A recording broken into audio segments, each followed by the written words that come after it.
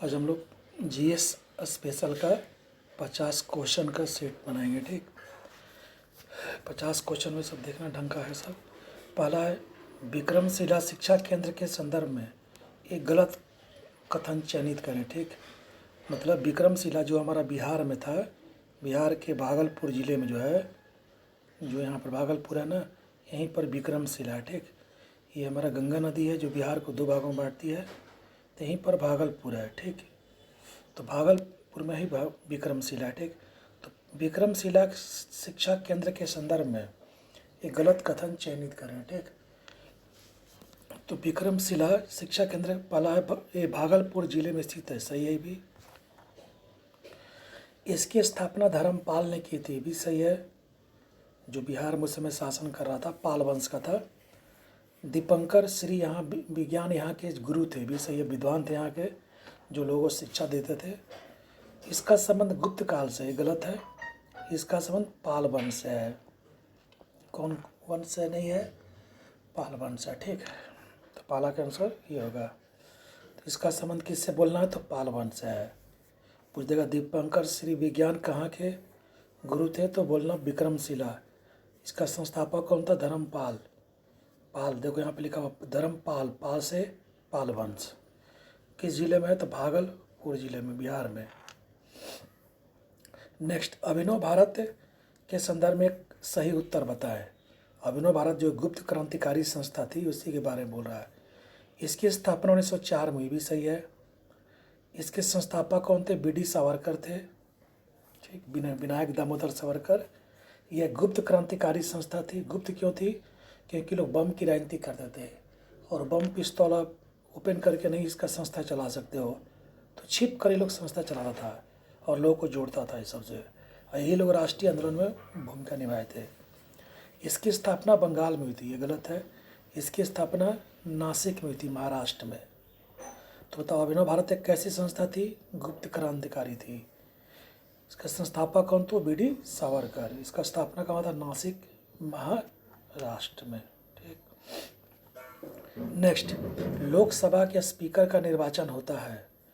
लोकसभा जब देखता होगा, जब नई लोकसभा गठन होता होगा, तो लोकसभा को चलाने के लिए जब संसद का सत्र चले तथा अन्य समय में लोकसभा का संचालन करने के लिए एक प्रमुख होता है, जिसको हम स्पीकर बोलते हैं। ठीक, तब कहता है कि स्पीकर की नियुक्ति कैसे होती है? तो संसद के सभी सदस्यों से, जिसमें लोकसभा प्लस राज्यसभा होते हैं, क्योंकि संसद बोले तो लोकसभा भी और राज्यसभा, तो ये लोकसभा का, इसलिए आंसर नहीं होगा। जनता द्वारा नहीं होते, जनता द्वारा सांसद चुने जाते हैं। राज्यसभा के सभी सदस्यों द्वारा, ये भी नहीं होगा, क्योंकि लोकसभा का है। लोकसभा के सभी सदस्यों द्वारा, यही ठीक है। अब यहाँ एक क्वेश्चन फंस सकता है कि लोकसभा के निर्वाचित सदस्यों द्वारा केवल, नहीं, लोकसभा के सभी सदस्य। सबको पता है कि लोकसभा में 545 सीट है, जिसमें 543 पर चुनाव होता है और 2 एंग्लो इंडियन होते हैं। तो सभी पूछ रहा है, अगर निर्वाचित बोलते तो कितना होता? 543। तो सभी लोग भाग लेते हैं जितना सीट है। तो लोकसभा के सभी सदस्य, चाहे वो पक्ष के हो चाहे विपक्ष के हो, सभी लोग भाग लेते हैं, चाहे वो निर्वाचित हो चाहे वो मनोनीत हो। नेक्स्ट है, संसद के 2 सत्रों के बीच के संदर्भ में कथन सही चुने। संसद के 2 सत्र देखता होगा, संसद है, जब संसद में सत्र क्या होता है?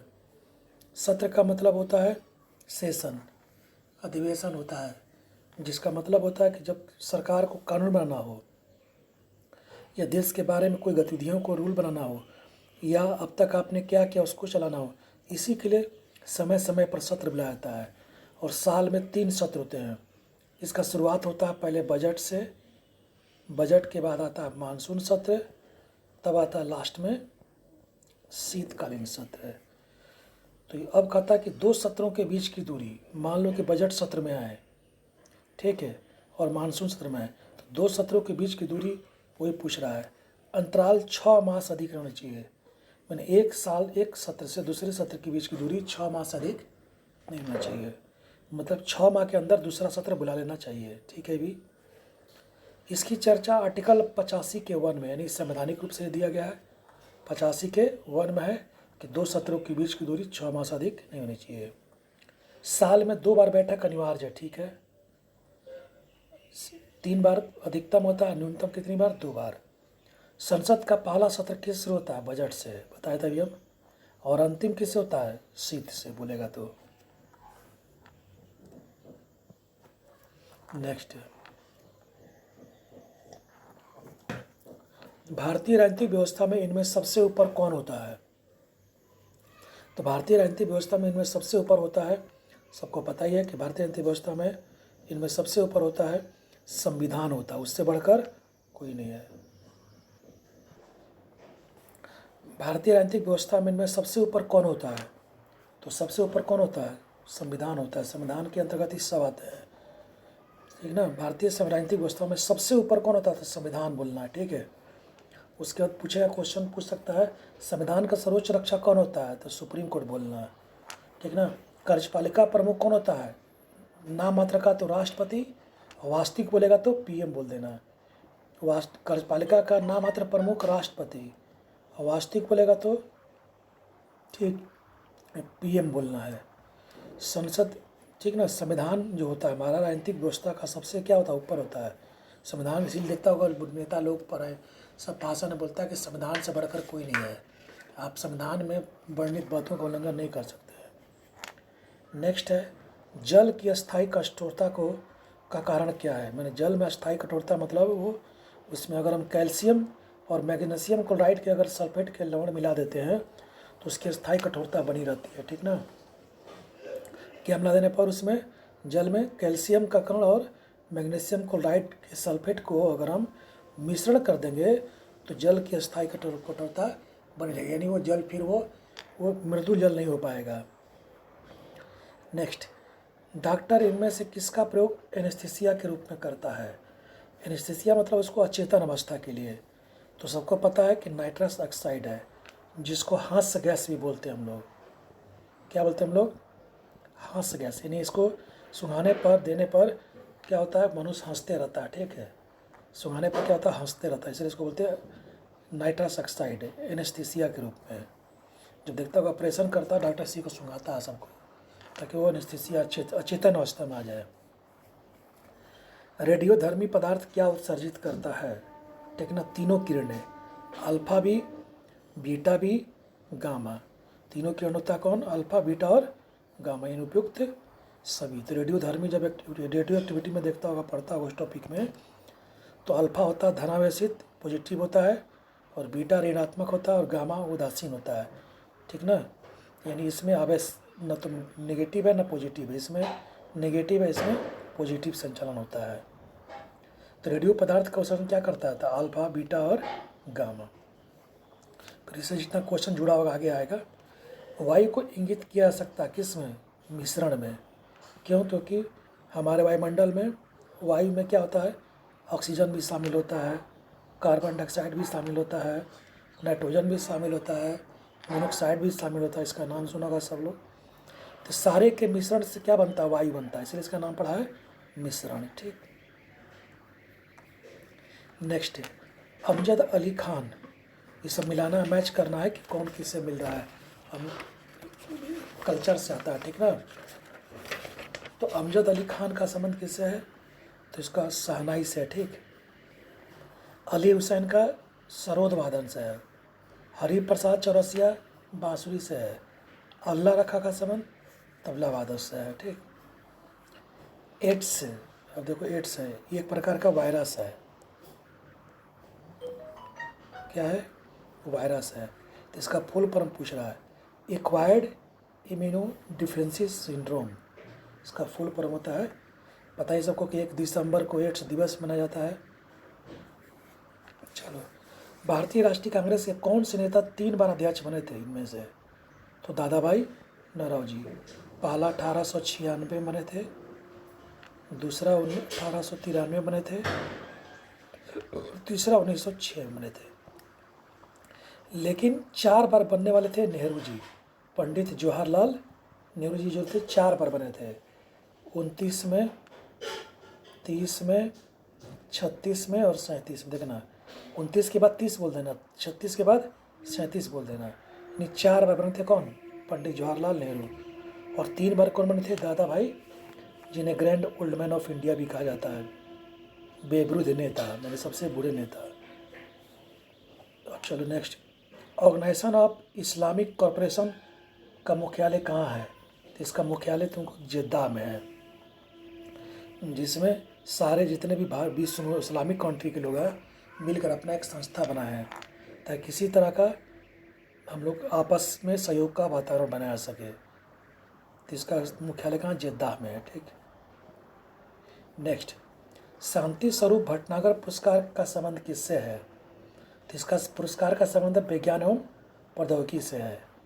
तो फिर पूछ सकता है साइंस टेक में जो भी योगदान करता है ना, इसमें रूल क्या है कि 45 करीब 7 क्षेत्र आते हैं इसमें से, यानी शांति स्वरूप भटनागर पुरस्कार 7 क्षेत्र में अच्छे अच्छे काम करने के लिए दिया जाता है, और सिर्फ भारतीयों को मिलता है, और उन भारतीयों को जिनका उम्र 45 वर्ष से नीचे है। तो 45 वर्ष से कम उम्र वाले कोई व्यक्ति को मिलता है, ताकि वो विज्ञान प्रौद्योगिकी में बढ़ावा दे रहे हो।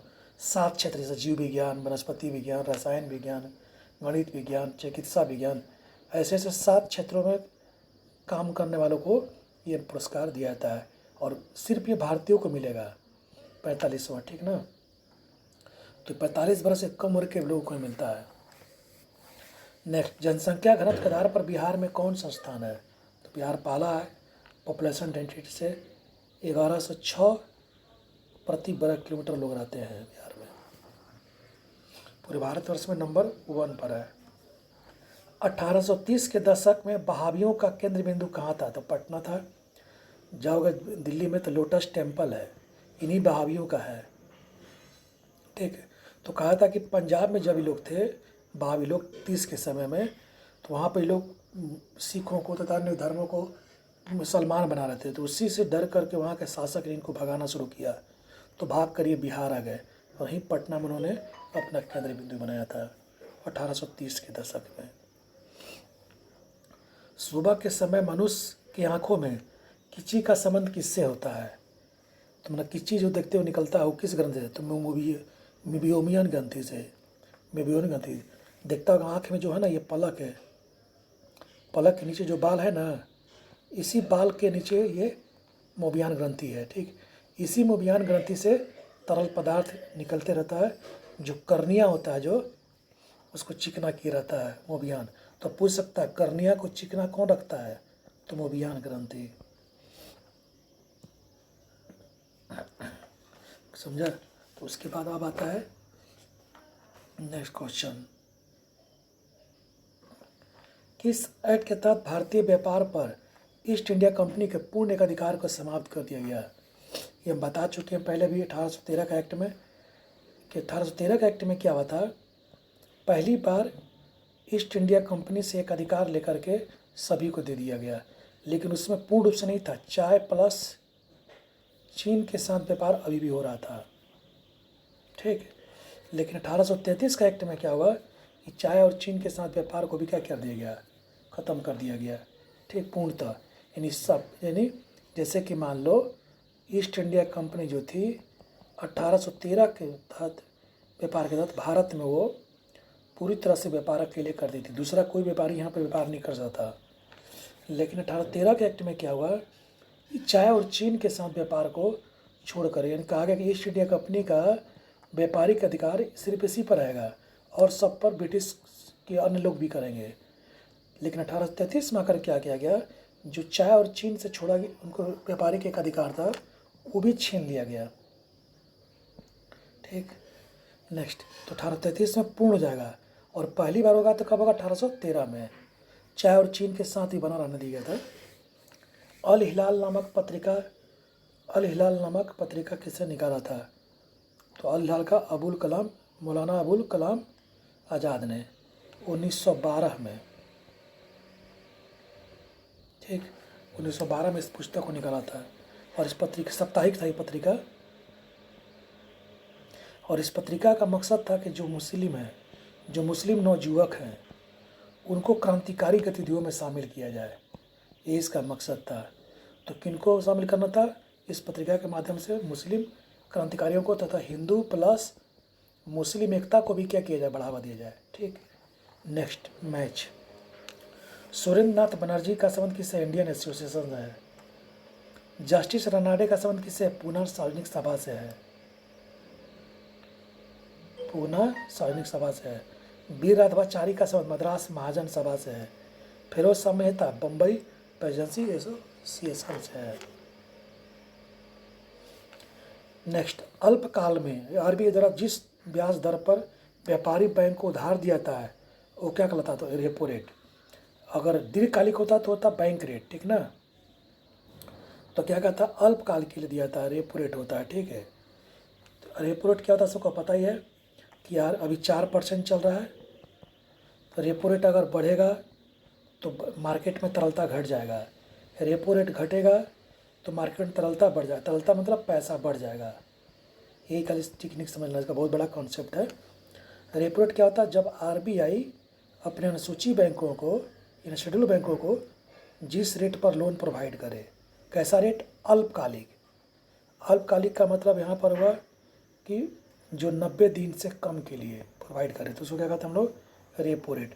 90 दिन से अधिक हो जाएगा तो हो जाएगा बैंक रेट। ठीक, अभी इसको अभी इसको घटाने की बात चल रही है। और तो अल्पकाल पूछेगा तो क्या माना, रेपो रेट है।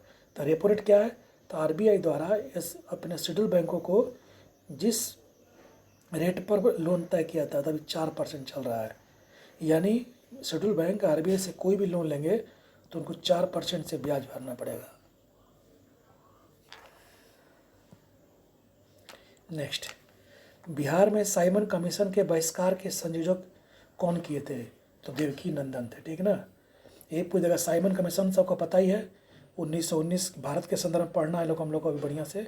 1919 के अधिनियम की समीक्षा करने जो आया था 1928 में, तो जब 1928 में आया था तो इसका पूछ देगा कि इसी का बहिष्कार करने के लिए 1928 में सर्वदलीय सम्मेलन हुआ था, जिसमें कहा गया था कि पूर्ण रूप से इसका बहिष्कार किया जाए, साइमन कमीशन के आगमन का, क्योंकि ये जो कानून बनाकर लाएगा भारत के संदर्भ में नहीं है। ठीक है, और उसकी अध्यक्षता कर रहे थे सर सैयद अली इमाम। तो पूछेगा कि साइमन कमीशन के बहिष्कार के लिए जो सर्वदलीय सम्मेलन बुलाया गया था उसकी अध्यक्षता कौन किए थे, सैयद इमाम किए थे। ठीक ना, और बाद में कहा गया था कि ठीक है, अब जैसी कमीशन आएगा साइमन कमीशन, उसका नेतृत्व कौन करेगा, तो देवकी नंदन खत्री। तो बैठक, सर्वदलीय सम्मेलन बैठक अध्यक्षता कौन कर रहे थे, सैयद इमाम, और आने का उसका बहिष्कार नेतृत्व कौन कर रहे थे, तो देवकी नंदन कर रहे थे। ठीक, और वही पटना में पूछ देगा कि पटना में साइमन कमीशन कब आया था, तो बोल देना 12 दिसंबर 1928 को आया था। नेक्स्ट, कांग्रेस के 42वें अधिवेशन में 1927 को क्या प्रस्ताव पारित हुआ था, तो स्वतंत्रता प्रस्ताव। कौन प्रस्ताव हुआ था, ऐसे इसका बहुत बड़ा कॉन्सेप्ट नहीं है। स्वतंत्रता प्रस्ताव क्या होता है, पास हुआ था, ताकि हम लोग अब आज़ादी चाहते हैं हम लोग किससे, अंग्रेजों से। इसीलिए 1929 के लाहौर अधिवेशन में पूर्ण स्वराज की घोषणा की गई थी। ठीक ना, पूर्ण स्वराज को पता ही है कि उनको पूरी तरह से स्वराज चाहिए अब। नेक्स्ट, पहली अखिल भारतीय युवा कांग्रेस का गठन से कौन कहना सत्य है। ठीक, पहली अखिल भारतीय युवा कांग्रेस है। तो 43वां कांग्रेस के 43वां जब अधिवेशन हो रहा था 1928 में, उसमें इसको बनाया गया, गठन किया गया। इसका मेन मकसद था कि कांग्रेस को और धार दिया सके और नवयुवकों को मजबूती किया सके, ताकि पुराने पीढ़ी की जगह पर नई पीढ़ी कांग्रेस को और मजबूत बनाए। कलकत्ता में हुआ था इसका पहला बैठक, उसी में गठन हुआ था। अध्यक्षता किए थे मोतीलाल नेहरू। मोतीलाल, ये गलत है। तो कौन अधिवेशन में अखिल भारतीय युवा कांग्रेस बना था, 43वां अधिवेशन में। कब, 1928 में। कहाँ, कलकत्ता में। अध्यक्षता कौन कर रहे थे, मोतीलाल नेहरू। ठीक, नेक्स्ट, बिहार में राष्ट्रीय राजमार्ग 2 का लंबाई कितनी है, तो 392 किलोमीटर है, जो दिल्ली से लेकर कोलकाता थी। इसका भी हम बता दिए परिवहन वाला में। और यही बिहार का सबसे पुराना, वो भी बताए थे। अब सबसे पुराना बिहार का कौन है, तो राष्ट्रीय राजमार्ग 2, जो ग्रैंड ट्रंक रोड का नाम सुना, शेरशाह वाला, शेर घाटी नाम सुना होगा, बरही, तुमको उसके बाद डेहरी, सासाराम, भभुआ, औरंगाबाद, इन सब से होकर गुजरती है। ठीक है ना। भारत में किस वर्ष रुपए का अवमूल्यन किया गया था?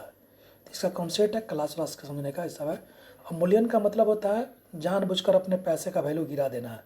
जैसे कि मान लो 70 रुपया में $1 मिल रहा है, 70 रुपये देकर के $1 दे रहे हैं, तो अपना वैल्यू गिरा देंगे तो डॉलर का मूल्य वही रह जाएगा, लेकिन अपना पैसे का वैल्यू गिर जाएगा, यानी 72 रुपया।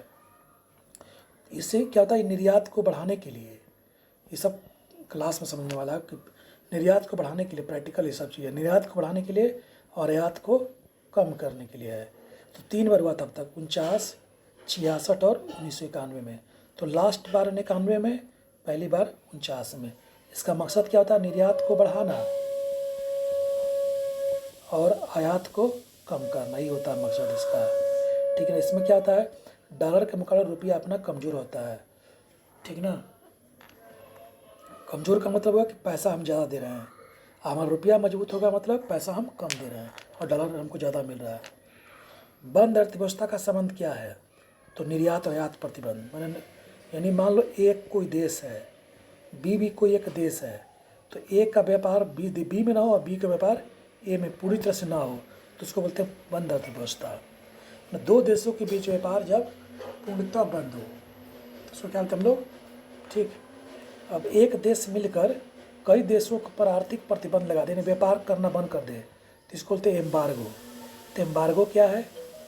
जब एक देश, कई देश मिलकर किसी एक देश पर अपना व्यापारिक प्रतिबंध लगा दो, क्या बोलते हैं उसको? एम्बार्गो बोलते हैं हम लोग। नेक्स्ट, चुंबी घाटी कहाँ पर है? तो देखो, हम लोग इंडिया का नक्शा देखते होंगे,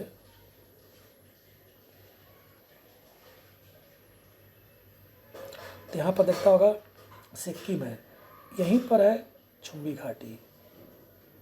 चुंबी घाटी, ठीक ना। इसकी इस तरफ है तुमको भूटान और इस तरफ है तिब्बत। तो तिब्बत से अपना सिक्किम और भूटान, इन तीनों के बीच का एक चौराहा है, इस तीनों से हम लोग कांटेक्ट कर सकते हैं इस चुंबी घाटी से। तो भारत में कहाँ पर है? सिक्किम में है। तो ये चुंबी घाटी का पश्चिम में सिक्किम है, पूरब में भूटान है, उत्तर में तमिलनाडु, ये तमिलनाडु का है, ये तिब्बत है। चलो, इनसेल वर्ग का निर्माण किस प्रक्रिया से होता है? तो इनसेल वर्ग का होता है पवन द्वार से। हमारे राजस्थान बेल्ट में जाओगे, राजस्थान बेल्ट में तो वहाँ महीन महीन बालू है। जाओगे सऊदी अरब में ना, तो सऊदी अरब में तुम्हारा पैर जो होता है तुरंत धंसेगा समंदर में, क्योंकि इतना छोटा कण बालू का महीन होता है। तो उसी तरह से ये बालू क्या होता है, तो हवा आने से क्या होता है, उड़ कर जाते हैं, उड़ कर जाते थे कहीं कहीं पर सारे बालू के इकट्ठे करते जाते हैं, और इकट्ठे करते करते एक स्तंभ का रूप ले लेता है, इसी को बोलते हैं इनसेल वर्ग। इनसेल वर्ग क्या है? पवन द्वारा निर्मित रेगिस्तानी इलाकों में एक प्रकार का स्तंभ है। ठीक, उसी को कहते हैं इनसेल वर्ग। नेक्स्ट है, निम्न से किसको भारत का पारिस्थितिकी तप्त स्थल कहा जाता है? कारक किसको पारिस्थितिकी का तप्त स्थल कहा जाता है? ठीक ना। तो देखो, पूरे भारत में इसका लगभग ये 7 से 8% है। ठीक, पूरी जगह भारत में पारिस्थितिकी तप्त स्थल क्या कितने हैं? तो 7 से 8% है। ठीक है। और इस वर्ड की अवधारणा जो थी वो हमारे 1988 में इस वर्ड की स्थापना, भारत के पारिस्थितिकी तप्त की स्थापना 1988 में किया गया था, नॉर्मन मेयर्स ने किया था। नॉर्मन मेयर्स ने, और आधार बताया था कि क्या आधार होना चाहिए जिससे पता चले कि भारत का पारिस्थितिकी तप्त स्थल कहा जाए उसको। तो सबसे काला कहा गया कि वहाँ पर जो मानव मूल्य थे, चाहे वो जो जंतु के रूप में हो, चाहे वो पेड़ पौधे के रूप में हो, चाहे वो मानव के रूप में, वहाँ उनका कम से कम 70% बसाव कम हो गया हो, यानी लगभग उजाड़ की स्थिति में आ गया हो। तो उजाड़ को बोलते हैं तप्त। तो लगभग उजाड़ की स्थिति में 70% वहाँ की जनसंख्या आ गई हो, चाहे वो जंतु के रूप में हो, पेड़ पौधे, कैसे होगा? कटाव के कारण होगा। तो उसको हम लोग बोलते हैं तप्त स्थल। और ये भारत में 3 जगह मेनली माना जाता है, इस 4 जगह लेकिन 3 जगह मेन माना गया। पहला है पूर्वी घाट हिमालय, दूसरा है पश्चिमी घाट है, तीसरा है हमारा इंडो बर्मा एरिया में, और चौथा है मलेशिया तरफ है। मालदीव तरफ है, ठीक ना। तो मेनली 4 गो है। नेक्स्ट, ओंग जनजाति के लोग किस प्रदेश में रहते हैं? तो सीधी सी बात है, अंडमान निकोबार में। यहाँ पर ये देखो, भारत में अंडमान निकोबार है, इसी निकोबार में रहते ओंग जनजाति के लोग, ठीक है ना। इसी में एक और कौन कौन पूछ सकता है? सेंटिनल, ये भी जनजाति है। जरावा जनजाति है। उसके सोपमैन सैम्पेन जनजाति है। और इसी जनजाति को 2014 में जब लोकसभा का चुनाव हुआ था तो इनको वोटिंग का आदेश मिला था कि आप भी अब वोटिंग कर सकते हैं। निर्वाचन सूची में इनका भी नाम क्या हो गया था, अब दर्ज हो गया था। कब?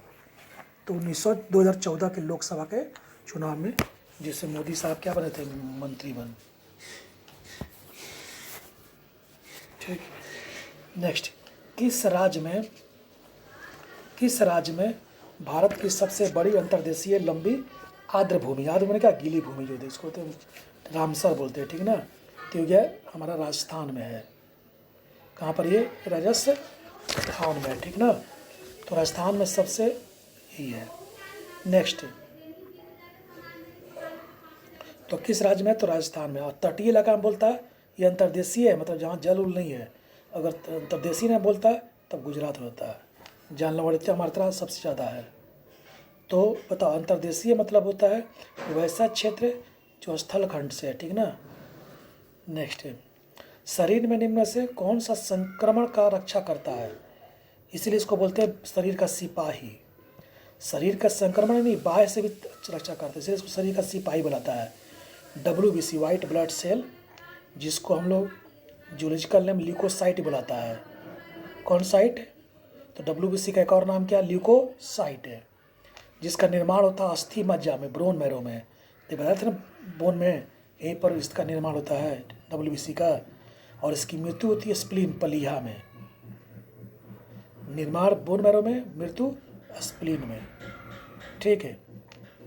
वही कहता है कि जब शरीर में WBC का निर्माण अधिक हो जाए या कम हो जाए तो उसको ब्लड कैंसर या ल्यूकीमिया का रोग होता है।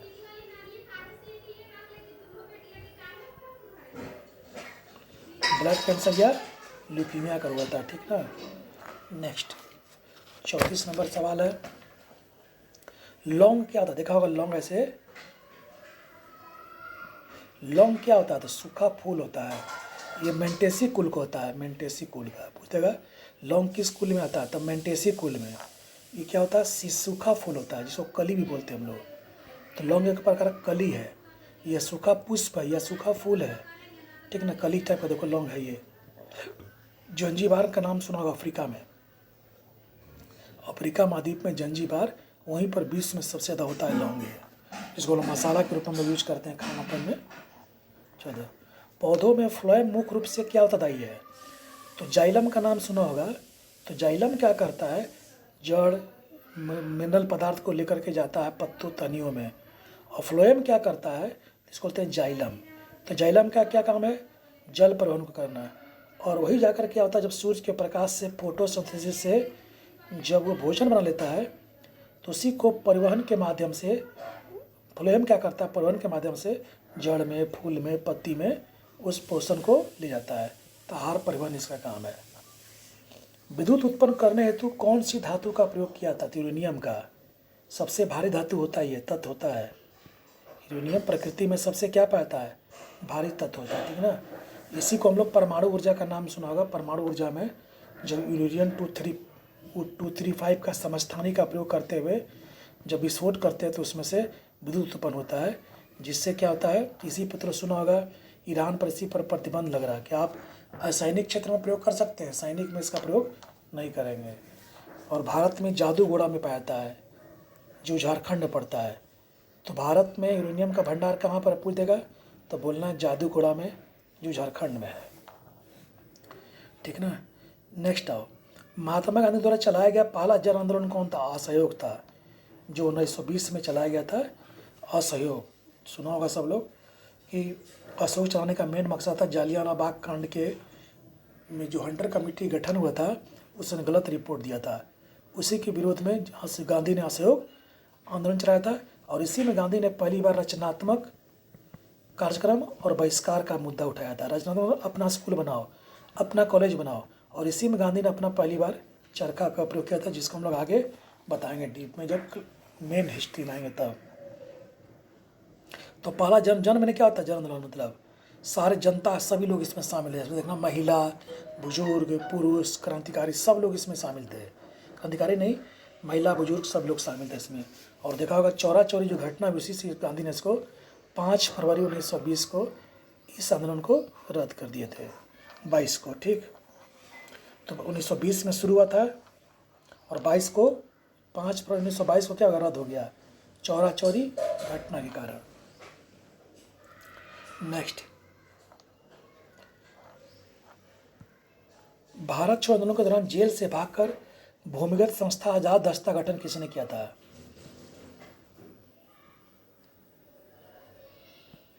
देखो ये बिहार है, ये नेपाल है, यही बिहार में झारखंड है। जब देखा होगा 1942 में भारत छोड़ो आंदोलन में सारे बड़े बड़े नेता शामिल थे, तो अंग्रेज सबको पकड़ पकड़ कर जेल में डाल दिया। तो जयप्रकाश नारायण को पकड़ कर हजारीबाग में डाल दिया गया था, और यहीं से वो भागे थे। भाग कर नेपाल गए, और नेपाल के राजविलास में, नेपाल में एक राजविलास जगह है, वहीं पर मार्च 1943 में आज़ाद दस्ते का गठन किया था, जिसका मकसद था छापामार युद्ध लड़ो, क्योंकि अंग्रेज से हम डायरेक्ट लड़ नहीं सकते हैं। तो क्या किया? छापामार युद्ध किया। ठीक ना, छापामार युद्ध करके मारते थे या भाग जाते थे, जिसको कहते हैं गुरिल्ला वार, ताकि अंग्रेजों से लोहा लिया सके, आंदोलन को कमज़ोर न होने दिया है। तो जयप्रकाश नारायण ने आज़ाद दस्ते का गठन कहाँ किया था? नेपाल में। किस आंदोलन से संबंधित है? भारत छोड़ो आंदोलन से। कब गठन हुआ था? मार्च 1943 में। ठीक, कहाँ पर हुआ था? नेपाल में, नेपाल की तराई में राजविलास जगह वहीं पर हुआ था। ठीक, नेक्स्ट, बेलांदूर झील कहाँ पर है? तो बेंगलुरु में है, काफ़ी चर्चा में रहता है ये। विश्व कछुआ दिवस कब मनाया था? 23 मई को। ठीक, कैफीन क्षारब, क्षारब मतलब होता है एल्काइड, इंग्लिश में बोलते हैं हम लोग एल्काइड बोलते हैं। ठीक ना, ठीक ना, क्षारब जो होता है, कैफीन क्षारब किस में उपज होता है? चाय में और कॉफ़ी में। तो कॉफ़ी में पूछेगा कैफीन कहाँ पाया था? उसके फल में पाया जाता है, और चाय के पत्ती में पाया जाता है कैफीन। इससे क्या होता है? इसको पीने से, कैफीन होने के कारण इसके पीने पर मस्तिष्क में असर होता है, और तुरंत हमारा तंत्रिका तंत्र दुरुस्त होता है। दुरुस्त मतलब होता है, उसको बोलते हैं हम लोग एक्टिव होता है। इसीलिए देखता है थकान के बाद अपने मस्तिष्क को तरोताज़ा करने के लोग चाय लेते हैं लोग। तो क्यों होता है ऐसा तरोताज़ा? कैफीन क्या करता है? मस्तिष्क को उत्तेजित कर देता है। ठीक ना, नेक्स्ट क्वेश्चन 42 में आ जाओ। एक परमाणु के केंद्र में धन आवेशित हिस्सा क्या कहलाता है? तो जो परमाणु, देखो ये परमाणु है, मान लो छोटा, सबसे छोटा कण होता है परमाणु। इसमें प्रोटॉन पाते हैं, बारीक कक्षा में क्या पाते हैं? Proton, neutron, electron. ठीक ना, प्रोटॉन और इलेक्ट्रॉन पाता है इसके न्यूक्लियस में। ठीक ना, तो इसे क्या होता है? ये जो प्रोटॉन होता है पॉजिटिव होता है, + से प्रोटॉन + से पॉजिटिव, और जो पॉजिटिव विद्युत आवेश होता है। और न्यूट्रॉन जो होता है इसमें विद्युत आवेश होता ही नहीं है, इलेक्ट्रॉन में निगेटिव होता है। ठीक ना, तो इसी के न्यूक्लियस, परमाणु केंद्र में धन आवेशित हिस्सा क्या कहलाता है? तो परमाणु के केंद्र में जो पॉजिटिव हिस्सा होता है उसको बोलते हैं न्यूक्लियस। तो न्यूक्लियस किसका बना होता है? पॉजिटिव का। ठीक, दाब की इकाई क्या है? तो न्यूटन प्रति वर्ग मीटर। देखना फंसाएगा, newton metre, newton metre, newton प्रति मीटर, न्यूटन प्रति वर्ग मीटर होता है। स्टीलनेस, स्टील एक मिश्र धातु है, बिल्कुल है, क्योंकि इसमें निकल का प्रयोग होता है, क्रोमियम का प्रयोग होता है, लोहा का प्रयोग होता है, इसीलिए उपयुक्त में से एक से अधिक हो गया। तो लोहा क्रोमियम का भी होता है, लोहा निकल का है, इसलिए इसका कोड होता है निकलो, निकेल। तो निकेल इसमें होगा 8 से 10%, क्रोमियम होगा 15 से 20%, तो 20 और 10 30 मान लो, 70% करीब लोहा होता है। तो निकलो कोड है, निकेल, क्रोमियम और लोहा। नीला थोथा का रासायनिक नाम क्या है? इसका नीला थोथा का नाम क्यूपुर सल्फाइड किया था इसको, CuSO4। ठीक ना, CuSO4 होता है इसका, इसी होता है नीला थोथा।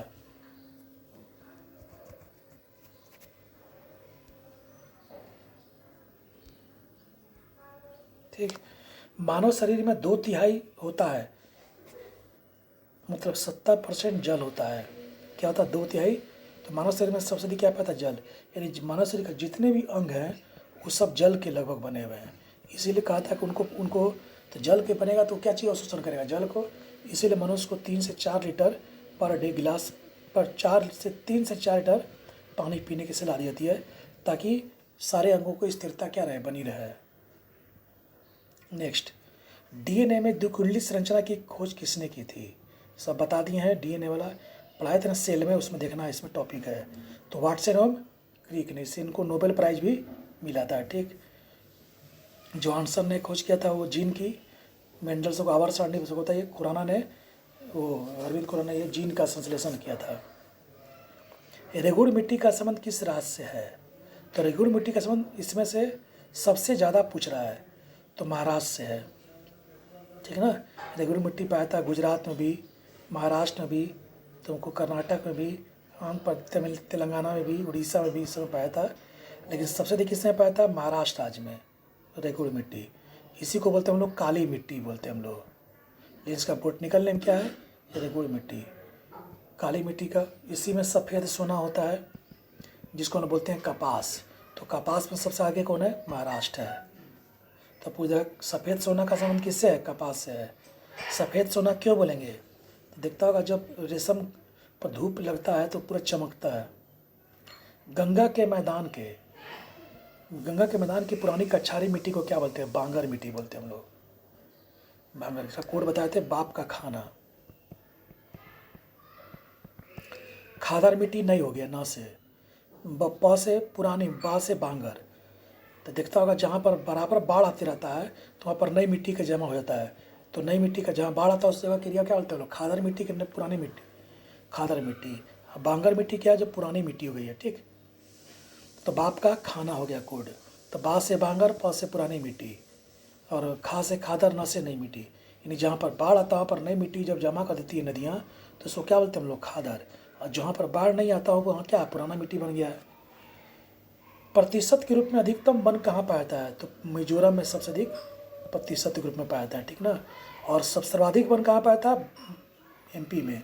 सर्वाधिक वन क्या? जहाँ पर ज़्यादा हेक्टेयर में वन है, क्षेत्रफल है। और सबसे कम कौन है? मिजोरम में। लेकिन क्षेत्रफल कम है लेकिन परसेंटेज वहाँ क्या? ज़्यादा वन का है। तो परसेंटेज से अधिक वन कहाँ है और सबसे ज़्यादा वन कहाँ है? तो बोलेगा तो एमपी में, परसेंटेज में मिजोरम में। ठीक, थैंक यू।